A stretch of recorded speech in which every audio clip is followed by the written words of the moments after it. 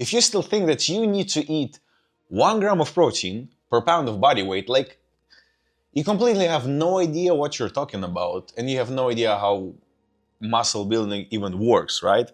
So in this video, I really want to break down like my personal thought on this, and when it does make sense to eat that much, when it makes sense to eat less, when it makes sense to eat more. Because I see there's too much confusement in the internet. And whenever like my friends ask me, like whenever my friends see my physique, they ask like, "Oh, you must eat enough. You must eat so much protein." I don't eat enough protein.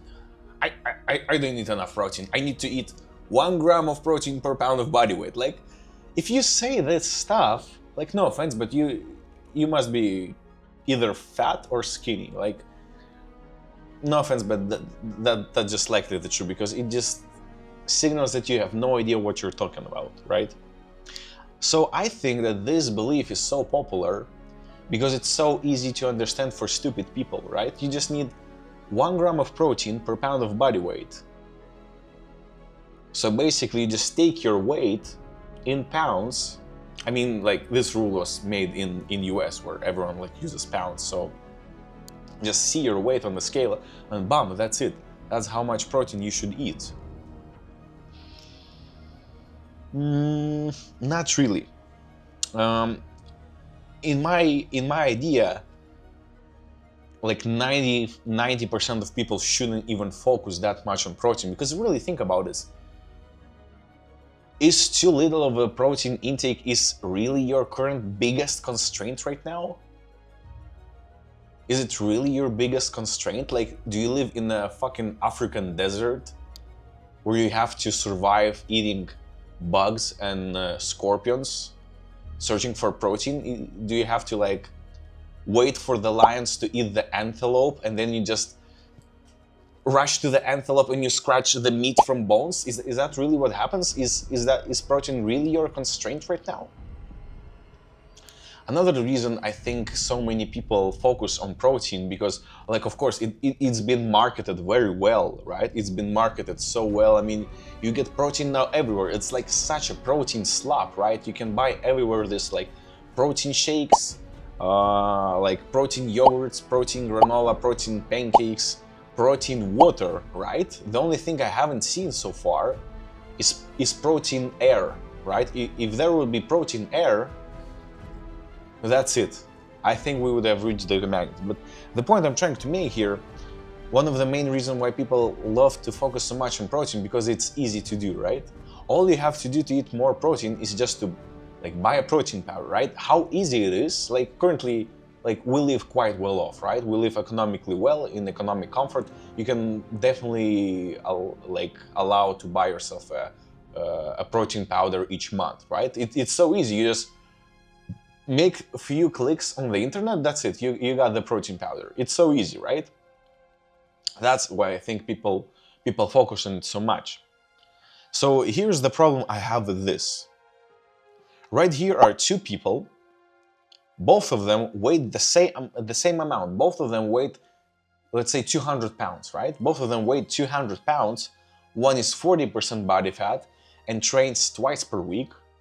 Second one is 10% body fat and trains 5 to 6 times per week. Now, according to the rule, they should eat the same amount of protein. Just think about it. Does it make sense here? Don't try to be a smartass and like rationalize something, right? Does it really make sense for them to eat the same amount?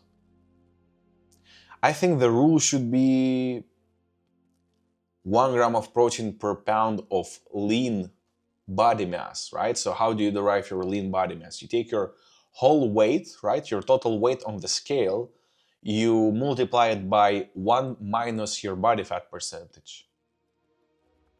So if you weigh 200 pounds, your body fat is like 20%. It means you have to eat 160 grams of protein, which I think is, okay, 200 pounds is like, what, like 85 kilograms? 20, yeah, I think 160 grams for such person would be like at the absolute higher end of the range. So let's break it down here in terms of your scenarios and like what are your trade-offs, what are your wins, what are your losses, right? So for the bulking, right? Think, if you're bulking, think what is the trade here? If you're eating more protein than you actually need, right? You eat this 1 gram of protein or even above, right? So if you're bulking, your upside for this is that you are eliminating absolutely all of the potential losses you could have gotten just because you may think you eat not enough protein. Even though there's like absolutely no risk of not building enough muscle when you're bulking because you're eating already enough protein, right? Your downside here is, if you're eating more protein that you really have to, the downside is you probably don't want to bulk too much, right? You don't want to become like soft, this marshmallow looking weird kind of guy. So when you want to keep the same amount of calories but you increase the protein, it means you take out from carbs and fats. And it's actually the carbs that give you the energy to train hard. It's actually the carbs that allow you to recover. It's actually the carbs that actually like bring you joy, right? Like eating pasta, eating potatoes, eating like oatmeal is like so enjoyable for me. I love it. I'm a huge carb junkie. But the main thing is carbs give you energy, right? Carbs allow you to recover. Fats keep you satiated. They also give you energy, and they're very important for hormonal system, right? So this is your downside. Even though when you're bulking, you very likely still get enough. So it's very insignificant downside, but more of a serious downside is that protein is like the most costly macro, right? So it costs the most money. So there's like really no downside to eating more protein than you eat when you're bulking. Now, when you're cutting, here it actually does make sense to eat more protein than you need. No, just more than the just necessary levels to keep your current muscle mass, right? So your upside with eating more protein than you need is that you're minimizing your muscle losses when cutting as much as possible, right? That is your upside. Protein actually keeps you full for longer. That is just a fact, right? That's just a fact. If you eat like 600 calories worth of plain chicken breast, like no seasonings, no sauces, it will keep you full for actually a very long time. It will taste disgusting, but it will, especially if it's like boiled, right? It will keep you full for a very long time. And also it has the highest, I think it's called like thermal effect. I mean, it takes the most amount of energy to be digested. I think like 35% of calories that are coming from protein are used to be, are burned just to get digested in your system, right?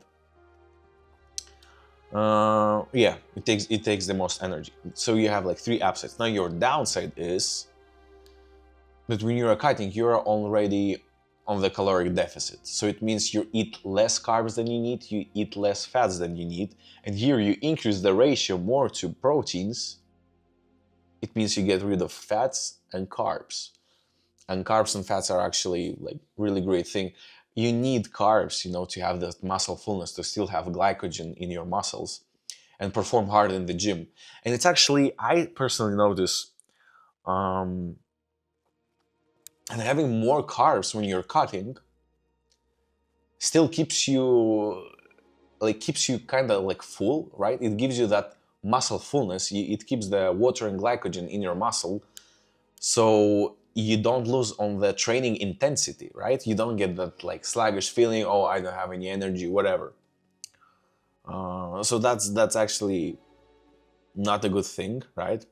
And when you're taking away calories from the fats, it disrupts your hormonal system. So make sure at whatever stage of the cut, of leaning down you are, make sure to eat just at least 50 grams of fats. And if all of the fats that you get are like from, you know, like bread and because like everything has at least some amount of fats, right? If you get your fats from like bread, chicken breast, because there is still some fat, or like, like bananas and apples. It's not really the same thing. It's not really a good thing. I try to eat at least, I not try, I actually do. I eat at least 100 grams of avocado. Did I say it right? Avocado per day, and I think that's around 9 to 10 grams of fats. So like 20% of my daily intake. That's the stuff. But how do you fix it, right? How do you fix it? So of course you want to increase your protein intake, but you still need carbs for the great workout, for the intensive workout where you will make sure that you are not dropping your strength too much. Big thing here is to time your big carb meal, like 80 to 90 grams of pure carbs right before the workout. The greatest thing would be, I think, like 120, 130 grams of oats.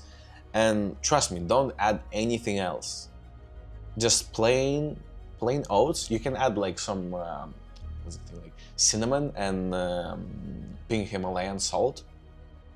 That actually works great. And of course, pre-workout. Pre-workout was great. I think right now I'm probably taking pre-workout like 5 times per week. Yeah, I'm taking pre-workout like 5 times per week. I even started taking some intra-workout, pre-workout. When I've done like my 4 exercises, I already feel tired. I have to do another exercise and I have to do 20 minutes of cardio, and I already feel like, man, I just want to go home, right? I just want to go to mommy. I just go to the locker and I take second scoop of the pre-workout. Don't be afraid of it, right? I remember I was afraid of taking pre-workout when I was like 17 or 18. I thought like 1 time per week at most, and only during leg days because they suck so much. Yeah, and also the same downside here, that it also costs more money. Now, if you're just maintaining your weight, right, you don't want to bulk up, you don't want to lose the weight either, you just want to maintain, here it makes sense to have lower protein intake. When I was maintaining, when I just finished my bulk period, I had like 2 or 3 weeks of maintaining just to adjust to a smaller amount of calories before I start cutting. So when I was maintaining here, it actually makes a perfect sense to lower your protein intake. I think when I was bulking, I was eating like 180, 200, which is like way more than I actually needed. And when I started maintaining, I went to like 120, right? I went to like 120 grams of protein, weighing like 95 kilos, so 215 pounds. Yeah, 215 pounds. So I was eating like 0.6 grams of protein per pound of body weight. So here it makes sense to have lower protein intake, because no, look, if you, another one I want to say, if you eat more protein than you need, there's actually no real upside. You have no upside at all, because you are not building muscle and you are not losing muscle. You're not gaining weight, you're not losing weight. So it doesn't really make sense to eat more protein, because if you would eat more protein, it has to either decrease the potential muscle loss, which is not happening here because you're not in a caloric deficit, or to minimize any like potential missing out on additional gains, which is not happening here either because you're not bulking. So there's no upside whatever. And your downside is that you will cut calories from fats and carbs, and you will get less energy to train, you lose glycogen in the muscle, you lose that muscle fullness, your workouts won't be as intense as they used to be, right? So here I prefer to actually increase my carbs to protein ratio. And remember that's exactly what I was doing. I was eating like 120 grams of protein, probably like 380, 400 grams of carbs. It was a carb heavy season for me, right? So Here's the main idea, if you're already lost. If you have a high body fat percentage, and you keep a lot of water, and most likely you do, then you're definitely consuming too much protein if you're focused that much on this 1 gram of protein, whatever. If you're a bulking, take 1 to 1.2 grams of protein per 1 pound of lean body mass. It's very important here, lean. If you eat too much protein, your kidneys might not handle this well. Your skin will break out with like blemishes and zits. I think it's called like zits. My dermatologist told me I eat too much protein. I cut from 180 to 120. Nothing changed. So I'm not sure on this. I shouldn't focus. I shouldn't listen to any scientists and any doctors either. If you're cutting, right, you want to lose fat, I think you should take like 1.2 to 1.4 grams of protein per pound of lean body mass. Right?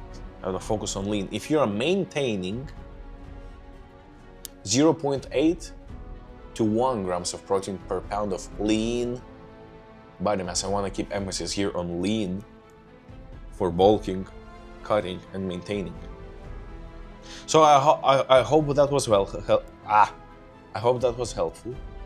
Look, I'm not a scientist. I'm not a nutritionist. I'm just sharing what worked for me, what worked for the people that I helped to train, that I helped to like develop their nutrition plan, and just find a way to enjoy it, right? And have as little hustle as possible. So you really just have to find what works for you and optimize your nutrition based on your needs, your body. If you're someone who just loves to eat meat, yogurts, like cottage cheese. I love cottage cheese, right? Find what works for you.